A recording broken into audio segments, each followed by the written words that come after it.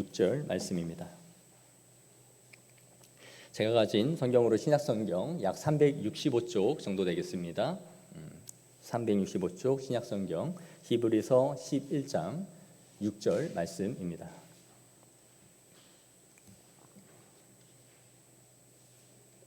다 찾으신 줄 알고 우리 한 목소리로 합독하시겠습니다. 시작. 믿음이 없이는 하나님을 기쁘시게 하지 못하나니 하나님께 나아가는 자는 반드시 그가 계신 것과 또한 그가 자기를 찾는 자들에게 상 주시는 이심을 믿어야 하시니라. 아멘. 우리 옆 사람에게 인사 한번 나눌까요? 잘 오셨습니다. 은혜 받고 돌아가세요 하고. 잘 오셨습니다. 은혜 받고 돌아가세요. 우리 살면서 이 믿음이라는 말을 정말 많이 사용합니다. 너 나 못 믿냐? 오빠 나 믿지? 너 오빠 믿지? 나만 믿고 따라와 등등 이런 이 믿음, 신뢰를 담보로 한 그런 말들을 참 많이 하는 것 같아요. 그럴 때면 우리는 믿지? 오빠 믿지? 그럼 우리 누구 믿지? 이렇게 말을 해요. 이 믿는다라고 할 때 그 믿음은 어떤 의미입니까? 그 믿음은 그 사람 전체를 온전히 믿는다라는 것보다는 다소 제한적이고 부분적인 경우들이 많아요. 그러니까 어떤 사람이 그 일을 확실하게 처리해 줄 것이다 라는 어떤 실력, 그 사람의 능력에 대한 믿음이기도 하고요. 또 어떠한 부분에서 그 사람은 절대 그렇게 하지 않을 거야 하는 그 인격에 대한 믿음이죠. 그렇지만 그것이 그 사람의 온 전체를 모든 것을 믿는 믿음은 아닙니다. 다소 제한적이고 다소 부분적인 믿음을 다 갖고 있는 것이죠. 성경에서 이 믿음이라는 단어가 신약에서만 동사나 이 명사를 다 하면 한 240여 회 정도 쓰였어요. 그러니까 이 믿는다라는 말을 굉장히 많이 쓰고 있다는 거죠. 그렇다면 성경에서는 아주 이 믿는다는 이 믿음을 강조하고 있구나라는 것을 우리는 알 수 있습니다. 왜 이렇게 믿음이 중요한가 하면 이 믿음의 여부에 의해서 우리의 구원이 결정되기 때문입니다. 즉 구원을 받느냐 받지 못하느냐 하는 것이 이 믿음에 의해서 결정나기 때문에 아주 중요한 것이죠. 오늘 본문에 보시면 믿음이 없이는 하나님을 기쁘시게 하지 못한다라고 말씀을 하고 있어요.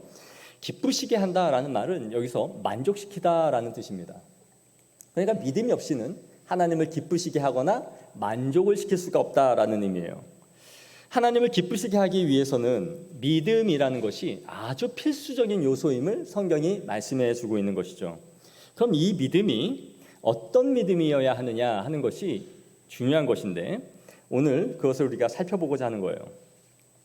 먼저 본문에서 말씀하고 있는 이 믿음은 첫째, 반드시 그가 계신 것을 믿어야 한다라는 거예요. 즉 그분의 존재에 대한 믿음이 있어야 된다. 어느 때는 하나님이 계신 것 같고 또 어떤 때는 하나님이 안 계신 것 같고 하는 그런 상태가 아니라 항상 하나님이 계시다라는 그 존재에 대한 믿음이 있어야 된다. 그것이 하나님을 기쁘시게 하는 믿음이다라고 말하고 있는 거예요. 두 번째는 그가 자기를 찾는 자들에게 상 주시는 이심을 믿어야 된다라는 겁니다. 여기서 찾는다라는 말은 주의하여 찾다, 문의하다, 요구하다 그런 뜻이에요. 우리가 어려울 때 누구에게 찾아가고 누구에게 문의를 합니까? 어떤 신뢰와 확신, 이 문제를 해결해 줄 수 있다라고 생각하는 그 사람에게 가서 문의를 하는 것이죠. 즉 하나님은 이렇게 자신을 찾는 자들에게 상 주시는 것인데 하나님에 대해 존재에 대한 믿음과 하나님을 찾는 믿음은 그래서 연결되어져 있는 거예요. 하나님의 존재에 대한 확신이 없는 사람이 나의 어렵고 힘든 상황에서 그분을 찾을 수는 없는 것이죠. 그러니까 하나님이 계시다라는 존재에 대한 믿음과 하나님을 찾는 믿음은 연결되어져 있는 것이다 라는 것이죠. 그러면 하나님은 어떤 상을 우리에게 허락해 주시는가? 구원의 은총을 베풀어 주시죠. 자신을 찾는 자들에게 구원의 선물을 허락하시는 분입니다. 그리고 우리가 행한 바에 따라서 우리에게 상급으로 보상해 주시는 그러한 하나님을 우리에게 말씀해 주는 거예요. 그러니까 나는 하나님께 이렇게 충성되게 살아가는 이유는 하나님께 상급을 받고 싶어서 이렇게 하는 거예요. 좋은 말이에요. 그렇죠. 이 땅에서 무언가의 인정이 아닌 하나님께 상급을 바라고 무언가를 한다라는 것이 그것이 믿음이다라고 본문이 말씀해 주는 것입니다. 오늘 우리가 구원, 영광된 하나님의 계획 네 번째 시간, 즉 믿음이라는 부분을 이제 우리가 살펴보려고 하는데요.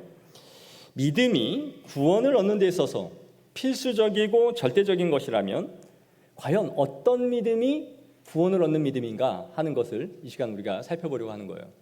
성경에는 믿음이라 할 때 다양한 믿음을 보여주고 있어요.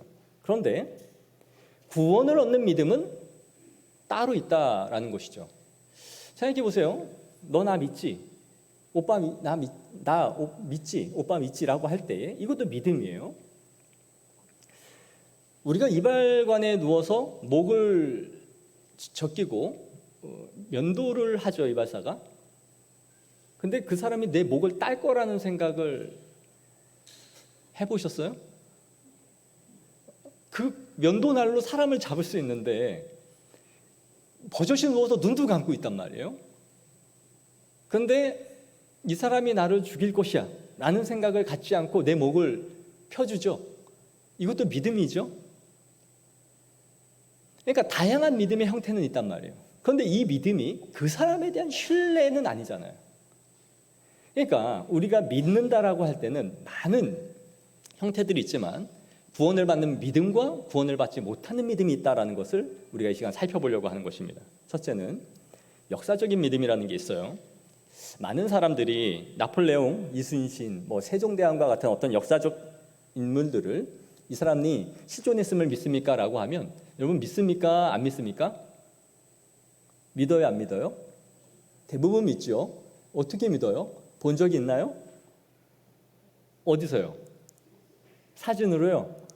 그거는 얼마든지 그려서 할 수도 있는 거잖아요. 우리는 본 적도 없고 그 사람을 만난 적도 없는데 우리는 믿습니다. 왜 믿느냐면 역사적인 사료가 그것을 증명해 주기 때문에 그래요. 고증이 증명하고 있는 것이죠. 마찬가지로 많은 사람들이 예수님의 역사적인 실존 인물이라는 사실을 부인하는 사람은 없어요. 서구에서 예수라는 인물, 즉 기독교와 서구의 역사를 떼어낼 수가 없습니다. 1000년 이상을 기독교를 중심으로 살아온 삶이에요.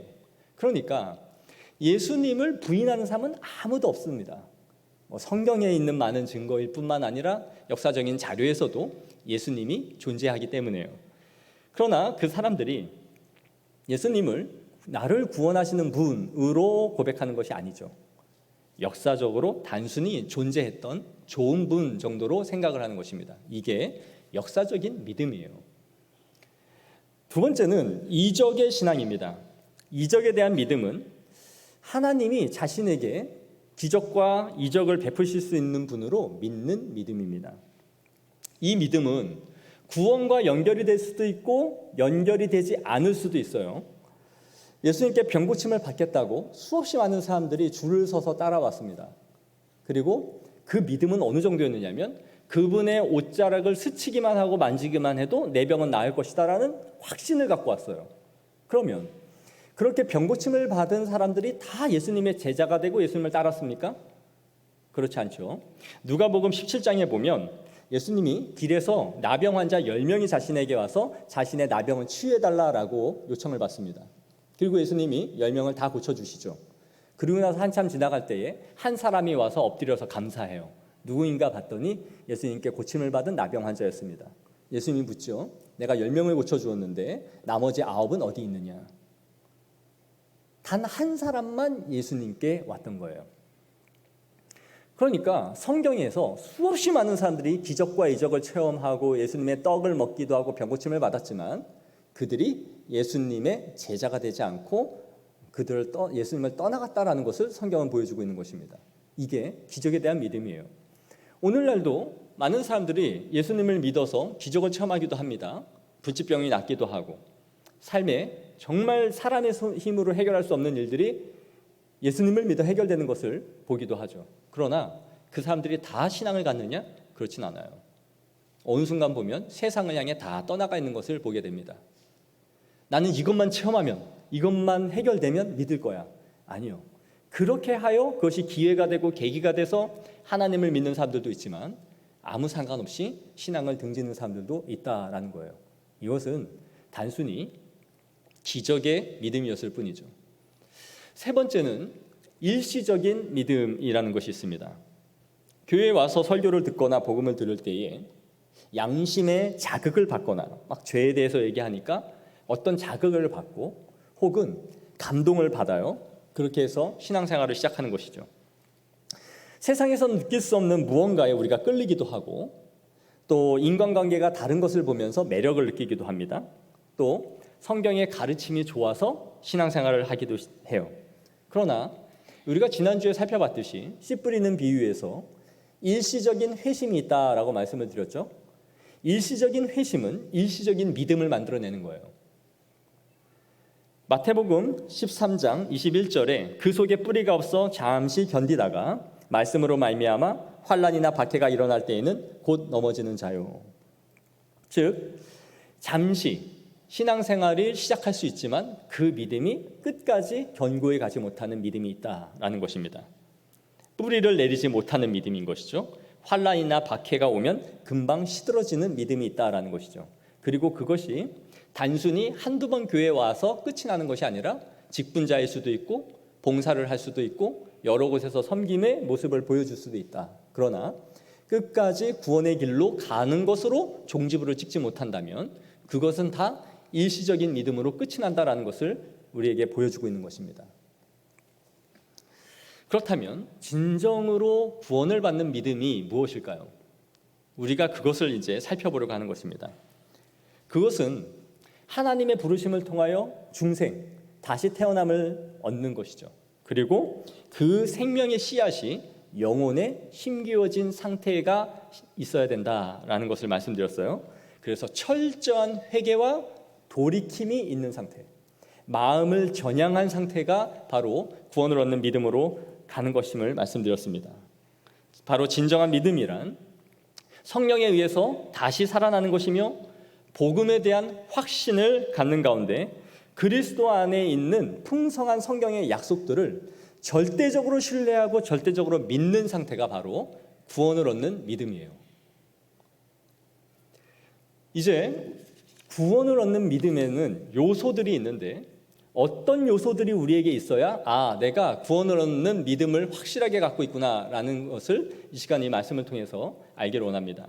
첫 번째 요소는 지성적 요소입니다. 복음에 대한 지식이 있어야 된다라는 것이죠. 우리의 믿음이 성장하고 자라가는 데 있어서 반드시 필요한 것은 하나님을 아는 지식입니다. 이 지식은 성경의 진리, 성경에 나타난 어떠한 사건 혹은 성경의 인물 이런 것들을 단순하게 성경 상식으로 알고 있는 지식을 의미하지 않아요. 이런 지식이 필요하지 않다라는 것이 아니라 이러한 지식이 구원을 받는 데 있어서 절대적인 지식이 아니다라는 거예요. 성경 66권의 순서를 암송하고 12제자를 알고 성경 지명을 알고 성경에 일어난 어떤 사건을 목사님이 말만 해도 그거 어디에 있지 이렇게 아는 지식을 말하는 것이 아니에요. 이것은 구원을 얻는 필수적인 지식이 아닙니다.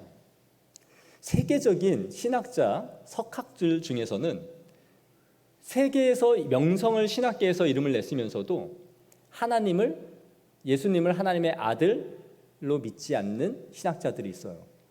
놀라운 일이죠. 신학교에서 학생들을 가르치고 신학교 교수로 재직을 하고 있지만 그는 예수님을 하나님의 아들로서 믿지 않습니다. 성경을 하나의 문헌으로 대하고 있을 뿐이죠. 연구하는 자료일 뿐이에요. 이러한 신학교들이 넘쳐나고 있습니다. 제가 말씀드리는 지식은 이러한 일반적인 지식이 아니라 우리의 죄의 비참함의 상태에 놓이게 우리가 어떻게 이런 죄의 비참한 상태에 놓이게 되었는지 또 그 죄의 결과가 얼마나 참혹하게 우리를 만들어서 이러한 세상을 살아가게 만들었는지를 아는 지식이에요. 그리고 이 비참한 죄의 상태에서 우리를 해결하실 수 있는 유일한 분이 예수 그리스도 외에는 없다라는 소망을 발견하는 믿음입니다. 그리고 그분의 죽으심과 부활과 사역이 나에게 어떤 의미가 있으며 나에게 어떻게 영생을 그분이 주셨는지 하는 것들을 아는 지식이에요. 그래서 성도가 성장하고 장성한 분량의 믿음에 이르기 위해서는 반드시 지성적인 깨달음과 가르침이 있어야 되는 거예요. 그래서 교회는 양육과 훈련을 해야 되고 성도들은 훈련과 양육을 받아야 신앙이 자라가는 거예요. 절대적이에요, 이거는. 썬데이 크리스찬이라는 말을 많이 하잖아요. 주일만 그냥 예배 오는 사람들. 양육받고 훈련받은 사람과 그렇지 않은 사람의 믿음의 강도는 완전히 다른 거예요. 지난주에 우리가 1시부터 정경론을 배웠지만 이건 정말 맛보기죠. 체계적이고 철저한 가르침을 통하여 믿음이 견고하게 자라가는 것입니다. 하지만 안타깝게도 한국교회는 지성적인 측면에서 성도들을 무장시키고 가르치는데 완전히 실패를 했어요. 그래서 어린아이부터 청장년에 이르기까지 무엇을 믿어야 하면 돈으로도 못 가요. 하나님 나라, 믿음으로 가는 나라, 하나님 나라, 이게 다예요. 예수님이 날 위해 죽었습니다. 그게 무슨 의미를 갖고 있는지를 대답하지 못하는 것이죠. 우리가 믿는 믿음이 무엇인지를 전혀 설명해내지 못해요. 믿음의 내용이 무엇인지를 갖지 못하고 있어요. 예수님의 죽으심이 구약에서 제사를 통하여 십자가에서 어떻게 완성되어져 가는 것인지, 아담과 하와가 잃어버린 생명나무가 요한계시록에 가서 어떻게 이것이 우리에게 회복되는 것인지, 이 성경을 통하여 나의 믿음의 고백으로서 이것들을 설명하고 말하지를 못하는 거예요. 그러면서 그런 것들은 목회자나 아는 것 정도로 치부해버리기 시작한 것이죠.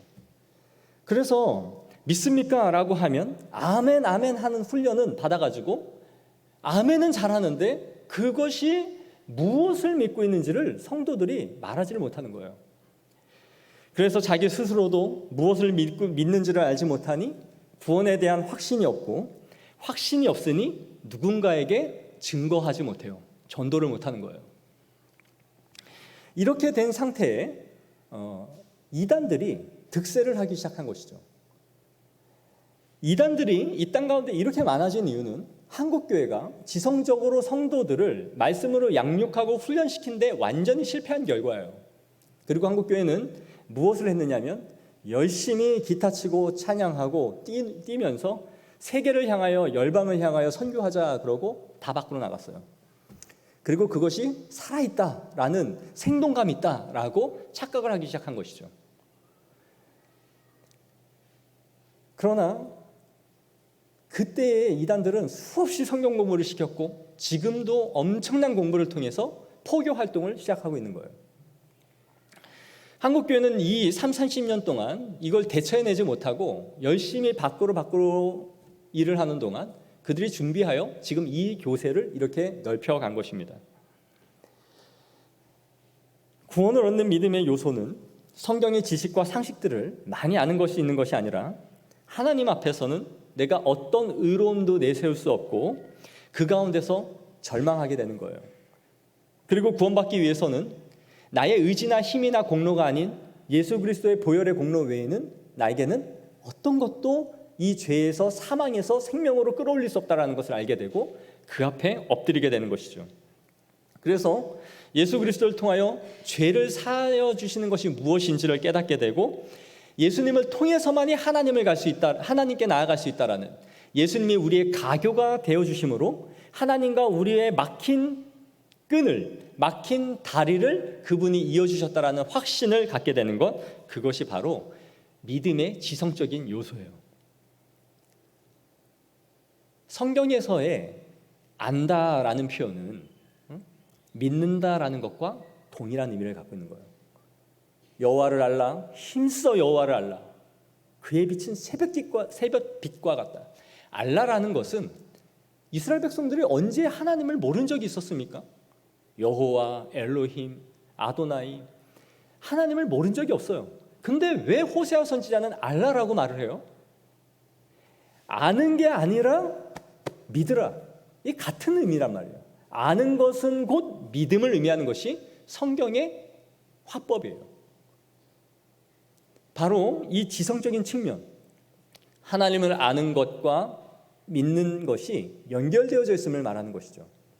두 번째, 구원 얻는 믿음에 있어서 우리에게 있는 두 번째 요소는, 믿음은 정서적인, 감정적인 요소라는 것이 있습니다. 이제 우리의 마음 가운데 진리에 대해서 찬동하고 즐거워하기 시작하는 거예요. 그 진리에 대해 더 깊은 관심을 가지고 진리에 대해 이끌려가기를 시작하는 것입니다. 진리가, 하나님의 복음이, 말씀이 즐거워지기 시작하면 어떠한 현상들이 벌어지냐면 말씀을 가까이 하기 시작해요. 설교를 한 번 듣는 것이 아니라 계속 반복하여 듣고 그것을 즐거워해요. 또 하나는 말씀을 읽는 삶이 시작됩니다. 3장 읽으세요, 4장 읽으세요, 기본적으로 읽는 성도가 읽어야 됩니다. 이런 의무로서의 성경 읽기가 아니라 몇 시간이고 성경을 읽는 사람들이 있어요. 하루에 창세기를 다 읽는 사람들도 있고요. 일주일 지나서 모세오경, 사복음서를 다 읽었습니다 하시는 분들이 있단 말이에요. 그것은 누가 강요하고 시켜서 되는 게 아니라 말씀이 단 거예요. 스스로가 말씀에 달콤하고 말씀이 은혜가 돼서 그 말씀을 자꾸 찾아가는 거예요. 왜요? 정서적으로, 감정적으로 그 말씀이 나에게 너무 이끌림이 있는 것이죠. 이것이 바로 구원 얻는 성도들이 갖는 정서적인 요소입니다. 그러나 이 정서적인 요소는 반드시 지성적인 요소와 맞물려 있어요. 우리가 어떤 대상을 신뢰하고 따르기 위해서는 그 사람을 알아야 따라가죠. 알아야 신뢰를 하죠. 그 사람의 인격과 성품, 능력, 그런 것들을 봤을 때에 마음의 평안함을 느끼고 따라가게 되는 거예요. 그 사람에 대한 정보가 아무것도 없이는 어떻게 그 사람을 믿습니까? 지나가는 사람이 길 잡고 여러분에게 나 믿지요 라고 말하면 콧방귀도 안 끼고 지나가겠죠. 내가 당신을 언제부터 왔는데 믿어? 그런데 20, 30년 동안이나 이 사람과 지내왔다면 알죠? 그 믿는다라는 의미가. 우리가 자녀를 키웠는데 그 자녀가 소개를 받고 누구를 만났어요. 만났는데 이 아이가 일주일, 한 달 정도 됐는데 결혼을 하겠대요. 와, 너 불과 같은 사랑을, 타오르는 사랑을 하는구나. 결혼해라. 하겠습니까? 저는 못할 것 같아요.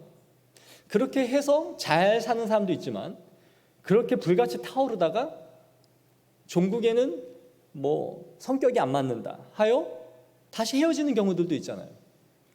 적어도 일주일에 2번에서 3번은, 6개월에서 1년은 만나야 이 사람이 어떤 사람인가 하는 것들을 알게 되죠. 이 사람의 화가 났을 때 어떤 모습을 갖는지, 또 그 화가 난 것을 어떻게 푸는지. 화를 안 내는 사람이 어디 있어요? 이 사람은 너무 착해 엄마. 아니요. 화낸 걸 못 본 거죠. 그러니까 사람의 봄, 여름, 가을, 겨울을 다 봐야 이 사람은 대충 이런 사람이구나 라는 것을 알게 되고 그 사람을 신뢰하게 되는 거예요. 즉, 그 사람에 대한 지식이 그 사람에 대한 신뢰로 이끌어가는 거예요. 하나님을 아는 지식이 우리의 정서와 마음을 움직이는 것이죠. 그러니까 하나님이 얼만큼 위대한 분이신지, 우리에게 베푸신 사랑의 크기가 어떠한 것인지를 아는 만큼 우리는 마음으로 하나님에 대해 찬동하는 마음이 생기는 거예요. 그리고 그분의 매력에 이끌리기 시작하는 것이죠. 그러니 하나님을 알아야 되는 것이죠. 그런데 오늘 이 시대는 어떤 시대입니까? 필링, 감성의 시대예요. 그래서 무언가를 하려면 필이 빡 꽂혀야 일을 하지, 이게 없으면 일을 안 해요. 사람 만나봐서 어때? 필이 없어.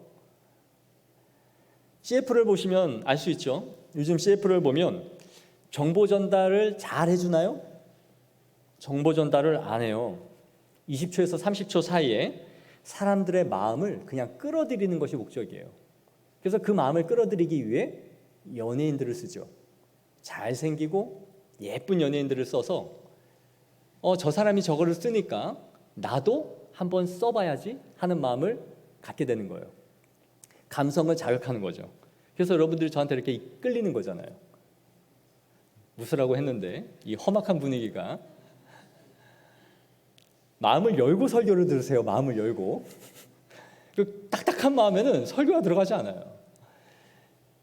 이 감성을 자극해서 화장품이든지 옷이든지 자동차든지 이것을 사면 나도 저렇게 될 수 있을 거야 라는 감정을 계속해서 자극하는 것이 요즘의 CF죠. 그런데 이것이 오늘날의 흐름이다 보니 한국 교회가 무엇을 가르치고 성경적으로 양육하고 배우게 하기보다는 이 감성에 초점을 맞추기 시작한 거예요.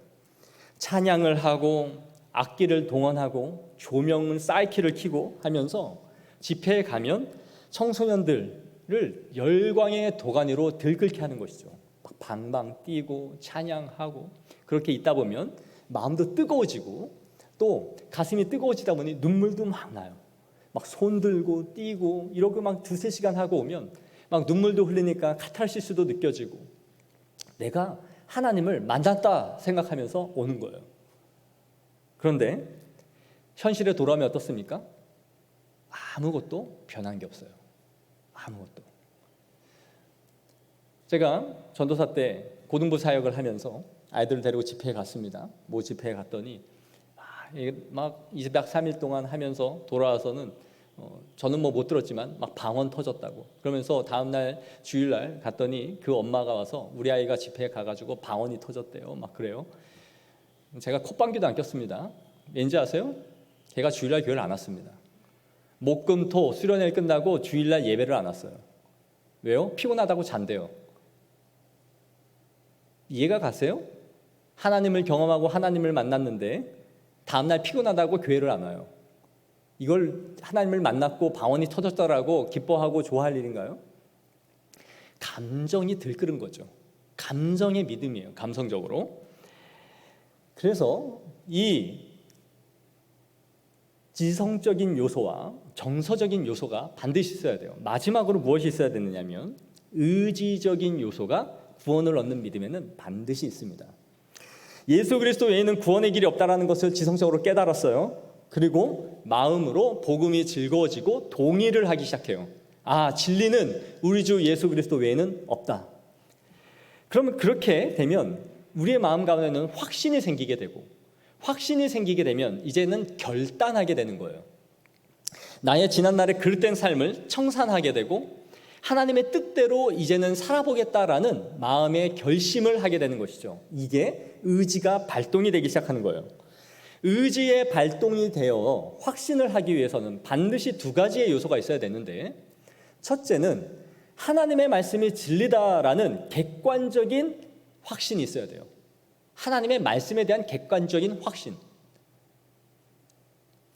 두 번째는 하나님의 말씀이 주관적으로 확신이 되어야 돼요. 그 말씀을 통해 구원의 기쁨과 감사와 평안함을 주시는 이 주관적이고 객관적인 확신이 동시에 있어야 되는 거예요.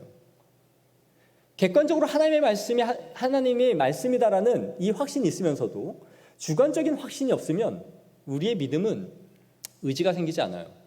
그 말씀이 나에게 무엇인지에 대한 주관적인 역사가 아무것도 일어나지 않았기 때문이죠. 그래서 우리의 의지가 발동하여 믿음으로 가기 위해서는 하나님에 대한 말씀에 대한 확신과 그 말씀이 나에게 개인적으로 적용되는 주관적인 확신이 있어야 되는 것입니다. 이렇게 하여 믿음의 요소들, 구원을 얻는 믿음의 세 가지 요소가 바로 다 드러나야 바로 내가 구원을 받는 믿음이구나라는 것을 우리가 알 수 있는 것이죠. 우리의 믿음을 한번 점검해 보세요. 나는 예수님을 이렇게 의지적으로, 정서적으로, 지성적으로 모든 믿음이 다 움직이고 있는가? 사람들에게 하나님을 아세요? 믿습니까? 라고 말하면 예수님은 하나님의 아들이죠. 그분이 우리를 위해서 죽으셨다면서요. 그분을 믿으면 천국에 간다면서요. 면서요. 내 말이 아니죠. 그렇다라는 지성적인 믿음만 갖고 있는 것입니다. 이 세상 사람들이. 교회는 왜 갑니까? 라고 물으면 교회 가면 마음이 참 편해요. 그 오르간 소리를 듣고 있으면 마음이 가라앉으면서 내가 정서적으로 평안합니다. 감성적인 요소만 갖고 있는 거죠. 누군가를 또 만나서 교회 한번 가세요 라고 말하면 교회는 어떻습니까? 그러면 교회 참 좋지요. 가면은 뭐 목사님 좋은 말씀 해주시잖아요. 그리고 사람들도 착하고요. 그러면 이번 주부터 교회 한번 오시겠습니까? 아직은 좀 준비는 안 된 것 같아요. 제가 좀 더 생각해 볼게요. 의지적인 요소가 없지요. 이 상태인 거예요. 누군가에게는 지성적인 요소만 있고 누군가에게는 감성적인 요소만, 누군가에게는 의지적인 요소가 없고 하여서 우리의 신앙이 살아 역사하고 구원에 이르는 믿음으로 가지 못하는 이유가 여기 있는 것이죠. 어느 한 부분에 있어서 전적으로 믿음이 없는 사람은 별로 없습니다. 그러나 우리의 구원 얻는 믿음이라는 것은 전인적인 믿음이에요. 전인적인. 그 사람의 전 인격 가운데 역사하는 것이 믿음인 것이에요. 한 부분만 발동해서 신앙생활을 하는 것이 아니라는 거예요. 이렇게 믿음의 세 요소를 다 갖게 될 때에 성도들에게는 자연스럽게 생기는 변화가 있는데 바로 하나님을 향한 전적인 신뢰와 의존의 감정이 생기는 거예요. 하나님을 향한 전적인 의존과 전적인 신뢰, 이것이 구원 얻는 믿음에 드러난 요소입니다. 삶의 총체적인 모든 부분에 있어서 하나님께 내어 맡기는 의뢰와 신뢰가 생기는 단계에 이르는 것이죠. 오늘 본문에서 말하는 하나님을 기쁘시게 하는 믿음, 하나님을 만족시키는 믿음이 바로 이거예요. 하나님을 향한 전적인 신뢰를 갖고 있는 믿음. 건강이든지 물질이든지 자녀 양육의 문제이든지 취업이든지 이직의 문제이든지 학업의 문제이든지 군입대의 문제이든지 결혼의 문제이든지 이사의 문제이든지 집을 사는 문제이든지 어느 영역 어디에도 빠지지 않고 모든 삶이 총체적으로 하나님께 의지하고 의존하는 것, 이것이 바로 살아있는 믿음이에요. 어느 한 영역도 내 의지와 내 마음대로 결정을 해놓고 이제는 하나님이 나를 도와주세요 라고 말하는 것이 아니라 하나님이 모든 것을 주관해서 나를 이끌어 가시도록 나를 그분에게 의탁하고 맡기는 것, 전적인 의존의 마음을 갖는 것이 구원 얻는 믿음에서 보여지는 특징인 것입니다. 아이를 키워보셨겠지만 아이들을 교육하고 양육하는 그 목적이 무엇인지 아세요? 자립과 독립에 있습니다.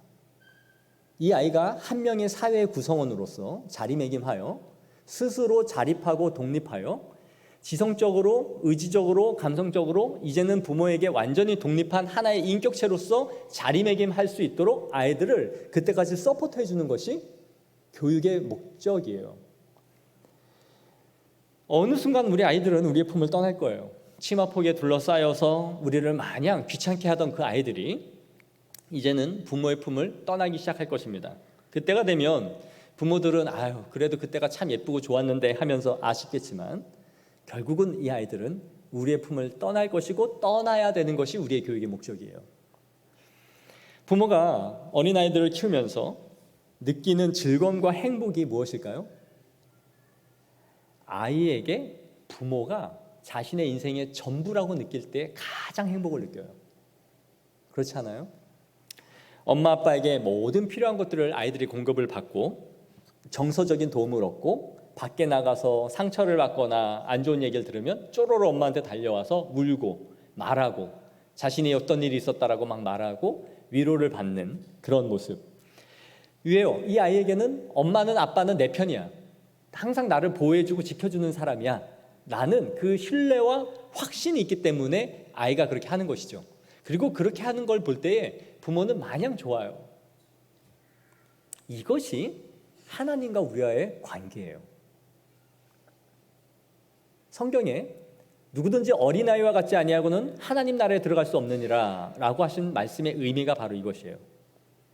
전적으로 하나님을 의뢰하고 신뢰하는 단계에 있는 것.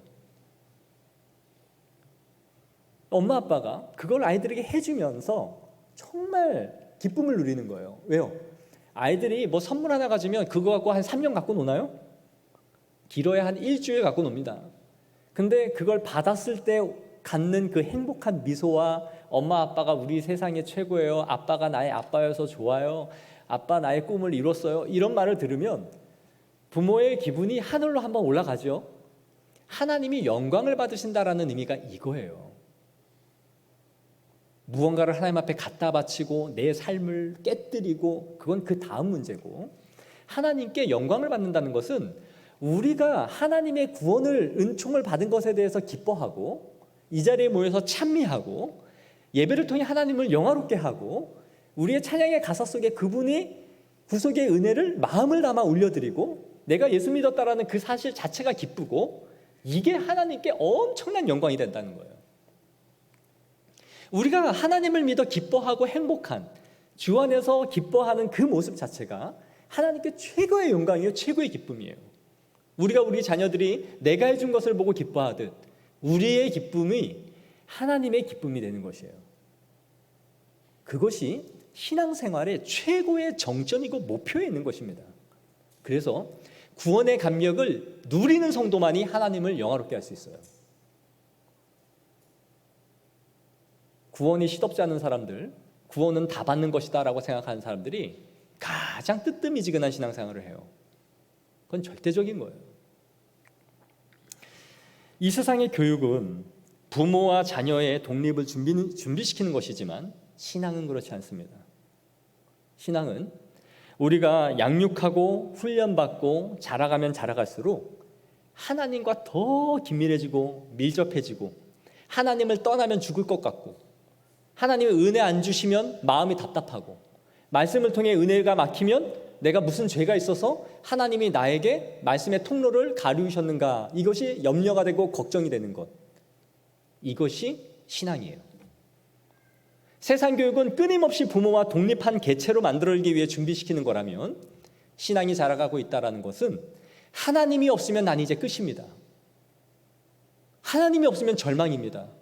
주님께서 내 삶을 보호해 주시고 지키시지 않으신다면 내 삶은 아무 희망도 목적도 없습니다.